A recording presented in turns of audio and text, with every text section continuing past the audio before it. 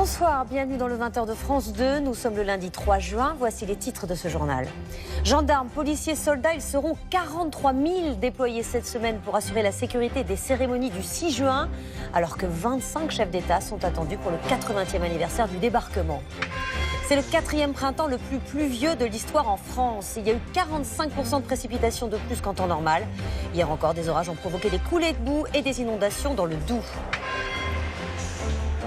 Une femme élue à la tête... Non, pardon, excusez-moi. C'est l'œil du 20h a enquêté sur le site de vente aux enchères Katawiki. On est censé y acheter des objets rares, précieux, mais il réserve parfois de mauvaises surprises. Une femme élue à la tête du Mexique, Claudia Sheinbaum, est la nouvelle présidente. Sa première tâche sera de lutter contre la violence et le narcotrafic. Et puis c'est fruité, c'est sucré et c'est censé être bon pour la santé, à condition de ne pas en abuser. Nous vous dirons s'il est vraiment recommandé de consommer des gummies. Le fait du jour, c'est le début d'une semaine à haut risque pour les forces de l'ordre. 43 000 policiers, gendarmes, pompiers, militaires sont mobilisés à partir de mercredi pour assurer la sécurité des commémorations du débarquement. Il faut dire que 25 chefs d'État seront présents pour ce 80e anniversaire du 6 juin 1944. Comment sécuriser un tel événement? Thomas Cuny et Annie Triboire. Au large de Cherbourg, ce navire de la gendarmerie maritime prend la mer. Il assure la sécurité du littoral normand. Toute la semaine, l'équipage est dédié à la sécurisation des commémorations du débarquement. Avec une force de frappe dissuasive et rapide, les militaires se préparent à toute éventualité.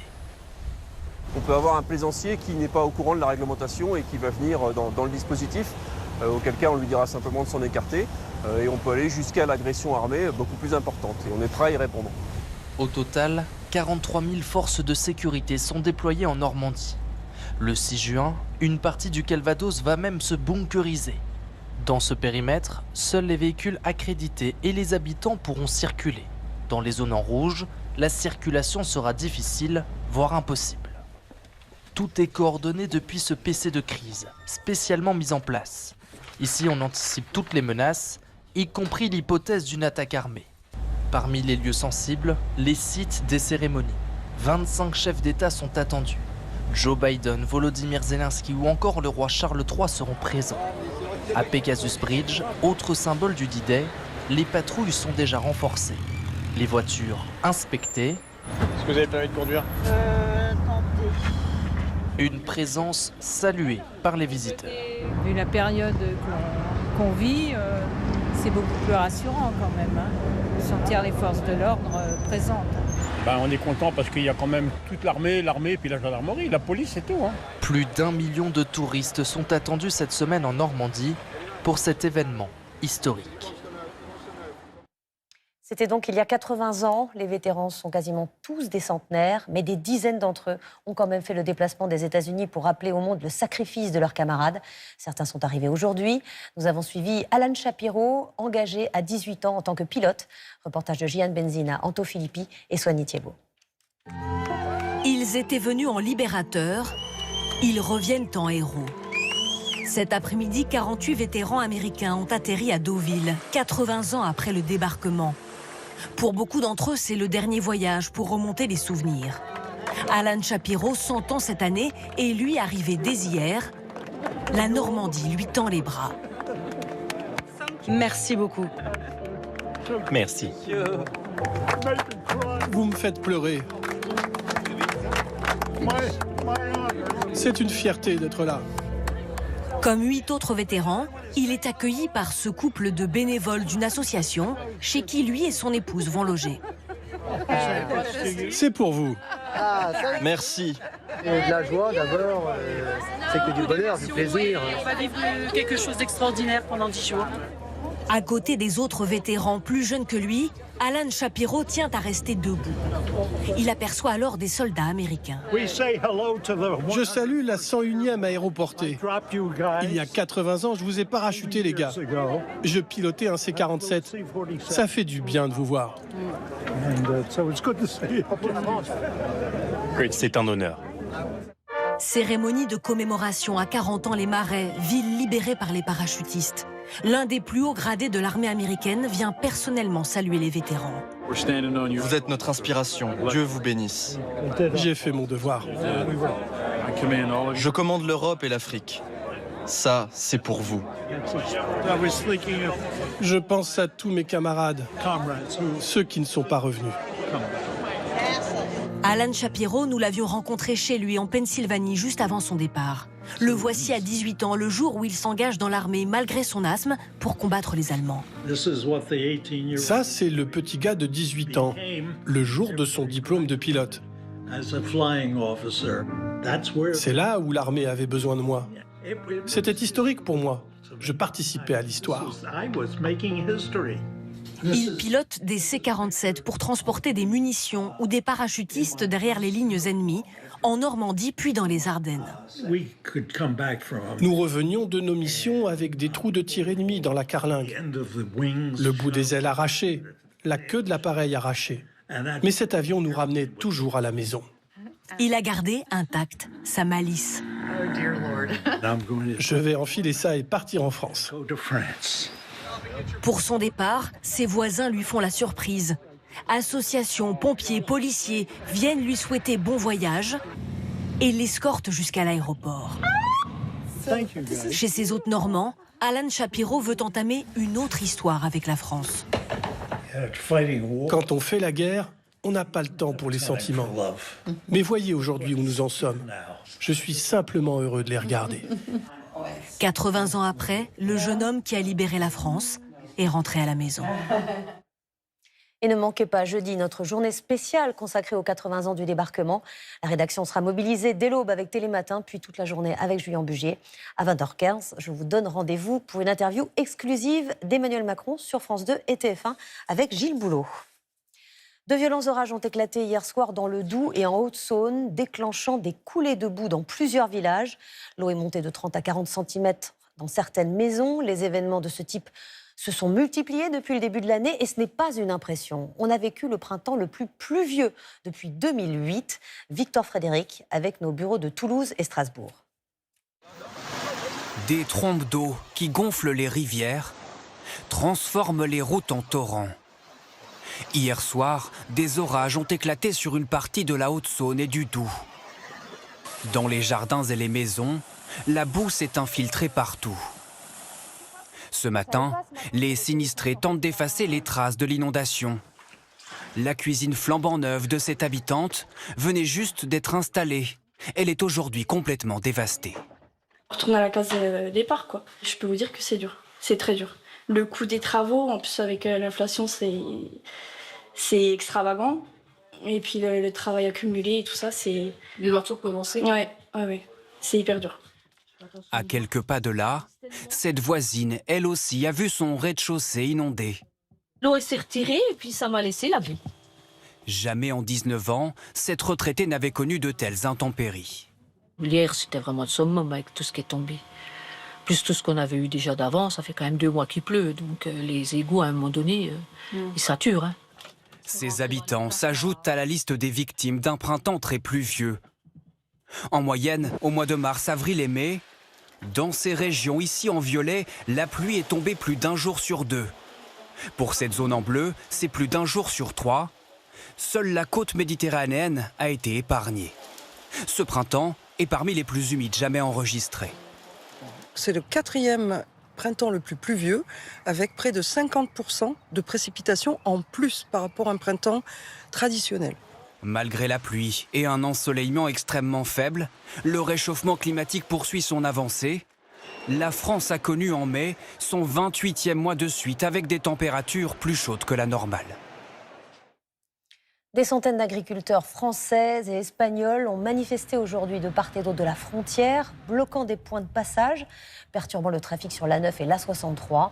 En pleine campagne des Européennes, ils réclament une énergie moins chère et les mêmes exigences pour les aliments importés que pour ceux qu'ils produisent. Les agriculteurs de Floride et du Brésil subissent, eux, la sécheresse.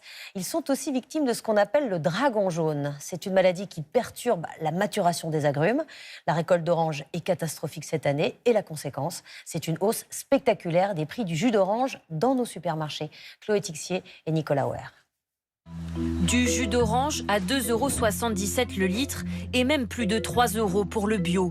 Dans les rayons, les prix s'envolent. En un an, le pur jus d'orange a augmenté de 11% en moyenne et c'est même 24% pour le concentré. Je trouve que c'est devenu beaucoup trop cher par rapport à ce que c'était avant. J'essaie de voir s'il n'y a pas moins cher, même dans des jus que je peux moins apprécier. Des prix plus chers en supermarché car les cours s'envolent. La tonne de jus d'orange s'échangeait en 2021 autour de 1 800 $. Aujourd'hui, à plus de 6 500 $. Une flambée due à une production au plus bas. Au Brésil, premier exportateur d'oranges au monde, la récolte va baisser de 25% cette année. En cause, la sécheresse qui sévit dans le pays avec des cours d'eau à sec. En Floride, les récoltes ont été ravagées par les ouragans et une maladie, le dragon jaune, transmise par des insectes. Les feuilles et le fruit ne reçoivent pas les nutriments dont ils ont besoin, jusqu'à ce que l'arbre finisse par mourir. Nous n'avons jamais connu une situation comme celle-ci qui entraîne l'effondrement de l'industrie de l'orange. Des stocks moins importants et plus chers, alors ce fabricant de jus de fruits a lancé une nouvelle gamme, multifruits, avec moins d'orange. On va retrouver de l'orange, du citron, en l'occurrence du gingembre ici. C'est surtout un produit qui est plus accessible en prix qu'un pur jus d'orange qui devient de plus en plus cher. Selon la filière, le litre de jus d'orange en rayon pourrait augmenter de 40 à 50 centimes dans les prochaines semaines. On trouve de tout sur le net, y compris des objets rares de collection. Le site Katawiki vous propose de les acheter lors de ventes aux enchères en ligne. Mais certains clients se disent déçus et même en colère. Les objets ne correspondent pas toujours à la description du site. L'œil du 20h est signé Lorraine Poupon, Théo Souman et Christophe Larocca. Et si pour trouver des trésors, vous n'aviez plus besoin de vous déplacer? C'est la promesse de l'entreprise néerlandaise Katawiki, un site de vente aux enchères. Ici, pas de commissaire-priseur, pas de coup de marteau, tout se fait en ligne. Vous pouvez y trouver tout type d'objets authentifiés sur photo par leurs experts. En France, 500 000 ventes ont eu lieu l'année dernière, mais toutes ne seraient pas une bonne affaire.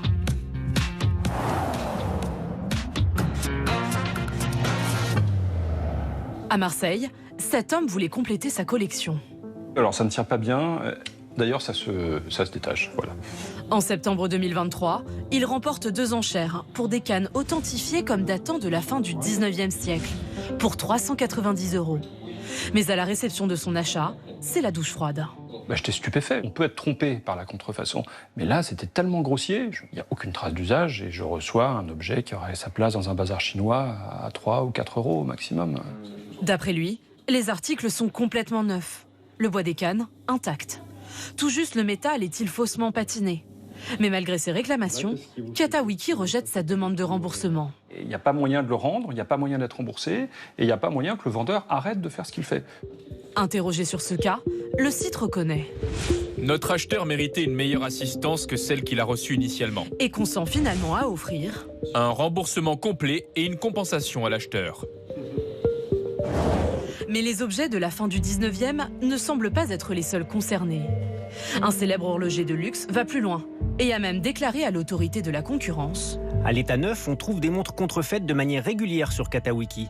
Les prix payés par les consommateurs sont très élevés et peuvent atteindre des dizaines de milliers d'euros. Contacté, le site répond avoir une tolérance zéro pour les contrefaçons. S'agit-il d'erreurs ponctuelles? Les contrôles sont-ils suffisants sur Katawiki? Dans sa communication, l'entreprise promet pourtant, je cite, « une expérience exempte de problèmes » grâce à des normes de sécurité exemplaires et aux connaissances approfondies de ses 200 experts. Les experts, justement, les voici, présentés un par un sur le site. Mais à y regarder de plus près, tous n'auraient pas une grande expérience dans les domaines qu'ils sont censés maîtriser. Cet expert en archéologie, par exemple, est tout simplement modérateur de plusieurs groupes en ligne et collectionneur passionné. Celui-ci, expert en alcool, a de grandes connaissances grâce à ses propres recherches et est passionné d'alcool. Au téléphone, d'anciens salariés relatent, d'après eux, une faible exigence quant à leur expérience au moment de leur recrutement. Je suis en charge de la mode, en tant que par hasard, je peux dire très sincèrement, je pense que j'aurais postulé en design, en applique aussi, quand les recruteurs avant, Beaucoup à ce moment-là. J'ai réussi à prolonger 6 mois en passant sur d'autres spécialités, qui étaient la peinture italienne et la peinture européenne. Un autre nous raconte même que la plateforme aurait bel et bien connaissance de failles dans son système de vérification, selon lui. Il faut faire le chiffre, il faut remplir les ventes, quitte à faire l'impasse sur 2-3 objets. Et ça sont des pratiques connues de tout le monde chez Katawiki, mais qui sont un peu passées sous silence. Interrogé, Katawiki affirme. Nous avons un processus de sélection rigoureux avant qu'un expert puisse rejoindre notre équipe. Quant à la sélection des objets vendus, nous refusons 700 000 objets chaque année et à ce jour, plus de 15 millions d'objets ont été vendus via Katawiki. Les problèmes sont donc extrêmement rares. Alors, quelle différence existe-t-il avec une salle des ventes classique? Pour le savoir, nous nous rendons dans un haut lieu du marché de l'art, à l'hôtel Drouot, à Paris. 450, il était temps. Quand c'est pas fini, c'est pas fini. Sauvé par le bong. Chaque année, plus de 200 000 œuvres y sont vendues à tous les prix. Et contrairement à Katawiki, ce sont les coups de marteau du commissaire-priseur qui rythment les ventes. 180. C'est lui qui a autorité de police pour contrôler leur bon déroulement. Et ici, on ne se contente pas de photos. Chaque objet est authentifié en personne, puis présenté au public. D'après le président de Drouot, ce sont toutes ces règles qui garantissent une meilleure protection de l'acheteur. C'est une espèce d'ersatz de ce que peut être la vente publique, qui elle est très cadrée.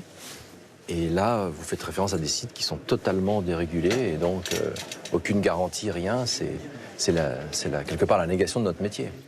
En cas de litige, pour un objet acheté en salle des ventes, vous disposez de 5 ans à compter de la découverte du dommage pour vous faire rembourser. Sur Katawiki, c'est le droit de la consommation classique qui s'applique. 14 jours seulement. Ils sont censés faire pousser les cheveux, dormir comme un bébé ou préparer la peau avant un bain de soleil. Ce sont des compléments alimentaires en forme de gomme sucrée qu'on appelle des gummies. Ils ont remplacé avantageusement les gélules, mais sont-ils efficaces et surtout sans danger? L'enquête de Florence Bouquilla, Lara Péquez avec notre bureau de Bordeaux. Ils ont la couleur, la texture, la forme et même le goût des bonbons. Mais dans ces gommes gélifiées, on trouve des vitamines, des minéraux, car ce sont des gummies, des compléments alimentaires vendus en pharmacie comme en grande surface. Et sur les réseaux sociaux, les influenceurs vantent leurs multiples bienfaits. Quelle gummies choisir pour la pousse des cheveux? C'est ce qu'on va voir aujourd'hui. Alors ça fait maintenant 1 semaine que je teste les fameuses gommes pour bien dormir. Il va préparer la peau au soleil et également vous donner bonne mine grâce aux pigments naturels qu'on retrouve à l'intérieur. Arrivés des États-Unis il y a peu, les gummies sont surtout connus des trentenaires. C'est pour la poussée des cheveux. On a vu les pubs et tout ça, mais j'avoue, je consomme pas. Oui, c'est les compléments avec en forme de bonbons un peu, non? Alors ces gummies sont-ils bons pour la santé? Comme dans la plupart des pharmacies aujourd'hui, ils sont en bonne place dans cette officine parisienne. Et selon ce pharmacien, ils présentent un véritable intérêt pour certains patients. Vous avez de plus en plus de gens d'ailleurs qui n'aiment plus avaler les comprimés, voilà, pour différentes raisons. On leur les a pas initiés assez tôt, ou alors des petits traumas quand on était enfant. Et du coup, la forme bonbon, c'est une forme qui est beaucoup plus facile à avaler. On a moins de gens qui n'aiment pas le côté bonbon que de gens qui n'aiment pas le côté comprimé. Tu vas bien ? Michael Cohen, lui aussi, est pharmacien et influenceur. Et il met en garde ses 25 000 abonnés contre un inconvénient lié aux gummies qui ressemblent un peu trop à des bonbons. Comme c'est quand même quelque chose qui est très agréable à prendre, souvent la posologie ne va pas être respectée. Et au lieu de prendre 2 gummies, on risque d'en prendre 3, 4, 5 et on risque de faire un surdosage. Des gummies qu'on avale comme des bonbons, c'est ce qu'a fait cette lycéenne qui avait des problèmes de sommeil. Je devais en prendre 1 voire 2 si j'arrivais vraiment pas à dormir. Et finalement, avec ce petit goût sucré et sous forme de bonbons, du coup j'en prenais bien plus, 3 ou 4 par jour. Pas de conséquences graves pour la jeune femme qui a arrêté ses gummies à la mélatonine au bout de 2 mois. Dans ce laboratoire près de Bordeaux, on se défend de rendre les consommateurs dépendants au sucre. Si vous comparez un bonbon gélifié avec notamment des gummies, vous n'aurez pas du tout la même perception, notamment du sucre, puisque le pouvoir sucrant de nos gummies est d'environ 40 à 50% moindre qu'un produit de type confiserie que l'on va retrouver traditionnellement dans le commerce. Mais selon cette neuroscientifique, la teneur exacte en sucre est très rarement indiquée et plusieurs études montrent que le risque de surconsommation peut avoir des conséquences graves. Les consommateurs pensent que les gummies sont des bonbons et qu'une cure ne peut pas faire de mal. Or, prendre plus de compléments alimentaires que ce qu'il faut peut être réellement dangereux pour la santé. Par exemple, pour les gummies qui contiennent ici du bêta-carotène, la vitamine A et de la vitamine E, sur le long terme, prendre des doses trop élevées est associé à l'apparition de certains cancers. Et d'ailleurs, c'est fortement déconseillé chez les personnes qui fument. Selon elle, même s'ils ne sont pas des médicaments, les compléments alimentaires devraient toujours être prescrits par un médecin. La piste d'une déstabilisation étrangère se précise dans l'enquête sur les 5 cercueils déposés dimanche au pied de la Tour Eiffel. 3 hommes ont été arrêtés et placés sous le statut de témoin assisté. L'un d'eux a été en lien avec un homme impliqué dans une autre affaire, celle des mains taguées sur les murs du mémorial de la Shoah. Tous 2 sont de nationalité bulgare. L'actualité à l'étranger, l'armée israélienne a annoncé ce soir la mort de 4 otages israéliens détenus depuis le 7 octobre par le Hamas à Gaza. Leurs corps n'ont toujours pas été récupérés. Une femme a été élue à la tête du Mexique. C'est une première dans l'histoire. Claudia Sheinbaum, candidate de gauche, s'est imposée avec plus de 58% des voix à l'issue d'une campagne d'une incroyable violence. Nous mènerons le Mexique sur le chemin de la paix et de la sécurité, a-t-elle promis. La tâche s'annonce compliquée. Camille Gutin, Alice Sangoire. La joie de Claudia Sheinbaum pour un triomphe historique. À 61 ans, la candidate de la gauche est la première femme à prendre la tête du Mexique. Je suis reconnaissante car pour la première fois en 200 ans de République, je vais devenir la première femme présidente du Mexique. Une victoire écrasante, près de 60% des voix pour celle qui représente le parti au pouvoir. Sur la plus grande place de Mexico, Présidente, présidente. Ses partisans exultent. Je suis très heureuse, très fière. Je me sens pleinement représentée en tant que femme. Vous pouvez voir que c'est une femme très bien préparée et c'est très réjouissant. D'abord scientifique, titulaire d'un doctorat, Claudia Sheinbaum choisit ensuite de raccrocher sa blouse et de s'engager aux côtés du président. Rapidement, elle gravit les échelons et prend en 2018 la tête de la mairie de Mexico avec ses 9 millions d'habitants. Dans son programme, elle promet de défendre les pauvres d'abord, d'élargir le droit à la santé, à l'éducation et au logement. Mais dans un pays gangréné par la violence et les cartels de la drogue, le plus grand défi pour la nouvelle présidente sera de rétablir la sécurité. Claudia Sheinbaum avait réussi quand même à la ville de Mexico à faire baisser le taux d'homicide, mais ce n'est pas la même situation dans le reste du pays où le taux d'homicide a augmenté. Donc on est maintenant à un homicide à tous les 15 minutes. Malgré les épineux dossiers qui l'attendent, Claudia Sheinbaum a déjà promis qu'elle ne décevrait pas les Mexicains. Et en France, le gouvernement a été confronté aujourd'hui à 2 motions de censure de sa politique budgétaire. Celle de la France Insoumise a recueilli 222 voix, il en fallait 289. Celle du Rassemblement National n'a recueilli que 89 voix. Plus que 6 jours avant les élections européennes, si vous ne trouvez pas votre bonheur dans les programmes des 8 principaux candidats, vous pouvez regarder ce que proposent les 30 autres listes. Elles ont du mal à être visibles, souvent faute de moyens. Alors nous avons suivi les candidats de 3 de ces listes, Alexandre Bayrou, Sabri Soltani et Mathieu Régnier. Une table de camping à la sortie du métro. Voici l'autre campagne des européennes. Venez participer à la réunion du nouveau parti anticapitaliste révolutionnaire. Pour le NPA révolutionnaire, chaque euro compte. Pas de location de salle, c'est à la Bourse du Travail que cela se passe, parce que c'est gratuit. Pour le reste des dépenses, le mouvement a lancé un appel aux dons. Il a fallu organiser évidemment un certain nombre de cotisations extraordinaires des militants et des militantes pour permettre de se présenter à ces élections. Pour se faire remarquer, il y a aussi les affiches. Sauf que les collets coûtent aussi de l'argent.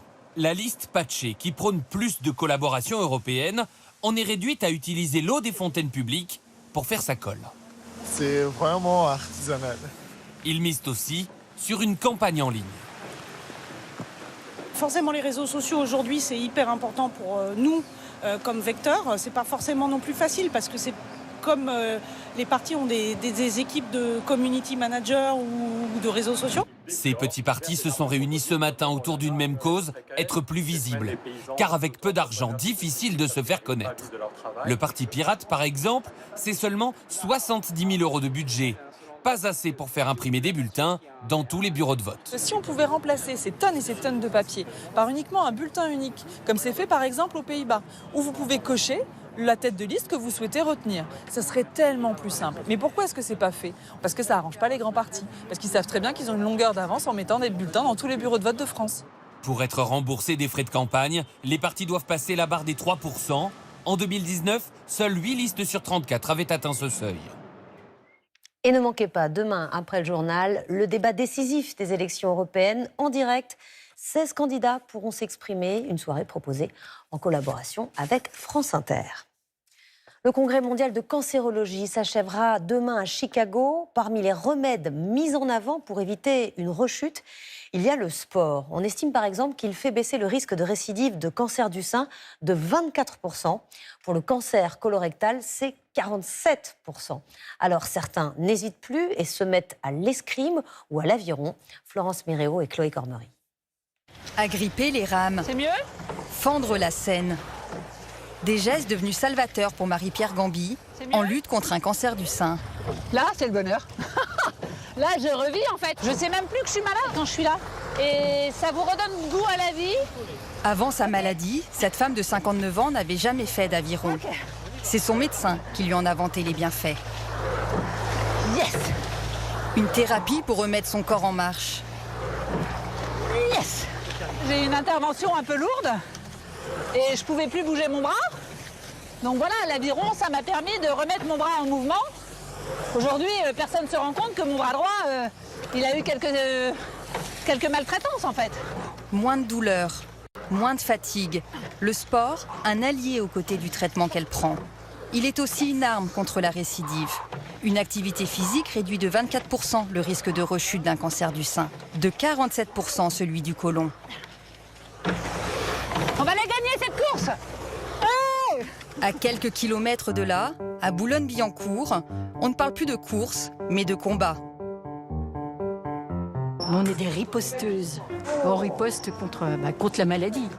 Derrière les masques, 8 femmes en cours de traitement ou en rémission de leur cancer du sein. L'escrime fait partie de leur rééducation. Mais avant de manier le sabre, bustier obligatoire. Là, du coup, je dois particulièrement protéger mon nouveau sein reconstruit. Comme Elsa Ryder, 39 ans, ces patients n'ont pas choisi de croiser le fer par hasard. Chaque geste est encadré par un maître d'armes spécialisé. Tu vas tranquillement monter au-dessus de ta tête. Allez, c'est parti. Les vertus de l'escrime sont démontrées. Halte. Tout ce qui est élévation de l'épaule, endurance d'épaule, souplesse de l'épaule, force, vitesse, équilibre qu'on a besoin pour les gestes de la vie. Notamment prendre les objets, si tu as une chirurgie ou ça pour radio, ça permet justement à gagner de l'autonomie motrice. Ici, toutes le disent, elles se défoulent et évacuent leur colère contre la maladie. Mais surtout, elles s'entraident, s'écoutent sans jamais se juger. On se retrouve ici et on est une bande de copines en fait. On reste plus tard parce que on a besoin, ça nous dope en fait. C'est le meilleur des médicaments. L'activité physique, un médicament recommandé. 30 minutes par jour, 5 fois par semaine. Marche, vélo, danse ou tout simplement jardinage. Depuis 2017, le sport peut être prescrit par un médecin, mais il n'est toujours pas remboursé par l'assurance maladie. Et on reste dans le sport, on va vous révéler un incroyable secret de Polichinelle. Kylian Mbappé a signé au Real Madrid. Cette fois, c'est officiel. Il l'a annoncé sur les réseaux sociaux en postant des images de lui, enfant, portant le maillot du Real. Le natif de Bondy a signé pour 5 ans avec le club espagnol. Au début de ce journal, nous évoquions le débarquement aux côtés d'un vétéran. Pour beaucoup d'habitants des Côtes-Normandes, le 6 juin 1944 n'a pas été vécu immédiatement comme une libération. Un déluge de bombes s'est même abattu sur leur ville ou leur village. Ils n'ont pas oublié le bruit et la peur. Florence Griffon et Giona Messina. Il y a 80 ans, le ciel de Normandie s'est mis à résonner de moteurs d'avion. Michel Le Tourneur avait 10 ans. Elle s'est réfugiée avec ses parents dans une tranchée. Cette menace venue du ciel, Yves Écobichon l'a lui aussi entendue. Il avait 8 ans. Vers les 4-5 heures du matin. Vous aviez le ciel sur la côte qu'on voyait d'ici qui était totalement embrasé. C'était un bruit infernal qu'on avait très peur, très très peur. Puis les bombes tombaient. This is D-Day.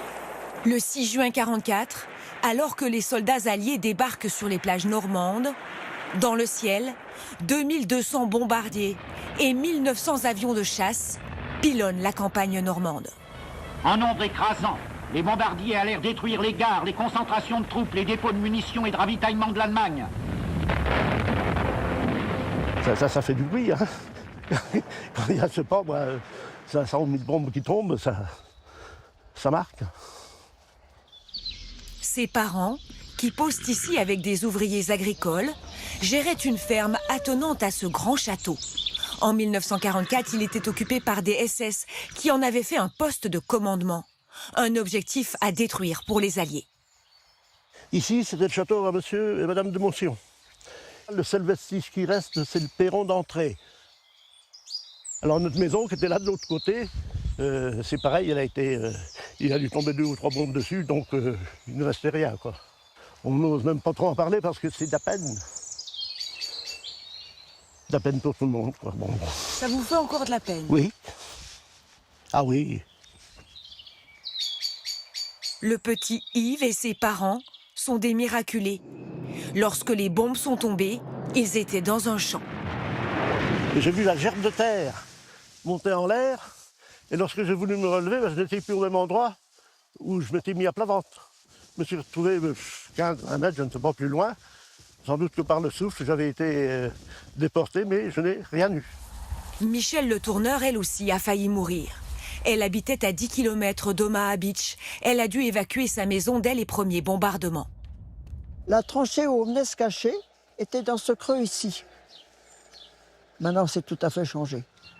Lorsque les premiers soldats américains arrivent, ils croient que la tranchée est occupée par des Allemands et jettent une grenade incendiaire. La personne qui était avec moi a eu pratiquement les 2 jambes arrachées. Et donc le feu a pris. La couturière elle me disait « On va mourir, ma petite Mimi, on va mourir ». Sauvées par un voisin, elles sont ensuite soignées dans un hôpital de campagne américain. Si vous voulez, il n'y avait plus que la peau là, qui tenait. Et si j'avais pas eu un manteau, le bras tombait. La petite Michel a été hospitalisée de longs mois. Malgré ses blessures, elle a toujours eu de la reconnaissance envers les Américains. La liberté ne vient pas toujours dans la douceur. Il fallait bien qu'en équiper. Mais si t'es pas venu, où est-ce qu'on en serait? C'est ça que je maintiens à dire. Le 6 juin, Michel Le Tourneur et Yves Écobichon célébreront la libération. Ils auront aussi une pensée pour les 20 000 civils normands qui l'ont payé de leur vie. Et si vous voulez tout savoir sur les sources de nos reportages, vous pouvez scanner le QR code qui s'affiche sur votre écran. Dans un instant, le journal météo climat de Sébastien Thomas. À 21h10, la suite de la série événements Les Gouttes de Dieu. Vous retrouverez Alexandra Usan, Canal 27, dans le 23h Info. Demain, à 6h30, Télématin. À 13h, Julien Bugier. Bonne soirée, à demain. Retrouvez toute l'actualité en continu sur France Info, Canal 27.